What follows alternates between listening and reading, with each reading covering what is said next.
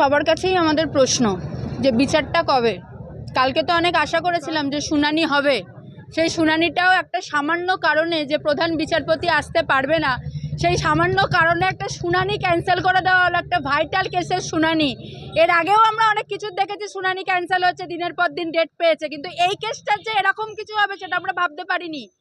এরকম কিছু হবে আজকে গোটা আমরা ডোমজুর থেকে শুরু করে আজকে গোটা রাজ্য দেশ বিদেশ অব্দি প্রত্যেকে আজকের দিনটা রাত জাগছে কালকে শুনানির অপেক্ষা করে।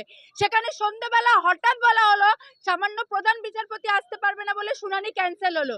এটার মানেটা কি? এতগুলো ছেলেমেয়ের সমস্ত কিছু নিয়ে, এতগুলো ছেলেমেয়ের আবেগ প্রতিবাদ সব কিছু নিয়ে, এটা কি গোটা দেশ আমাদের সাথে ছেলে খেলা খেলছে?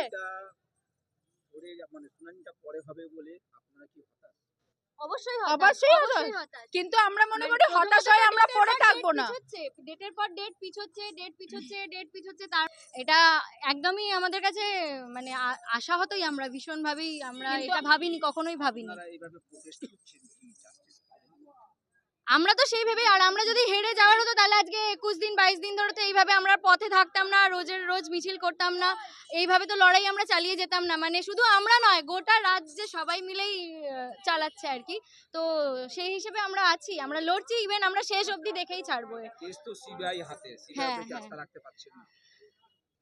সিবিআইয়ের ওপর আস্থা রাখতে পারার কোনো কারণ তো আমি দেখতে পাচ্ছি না এখন অবধি কি কোনো কারণ আমরা দেখতে পেয়েছি? আমরা তো দেখতে পাইনি।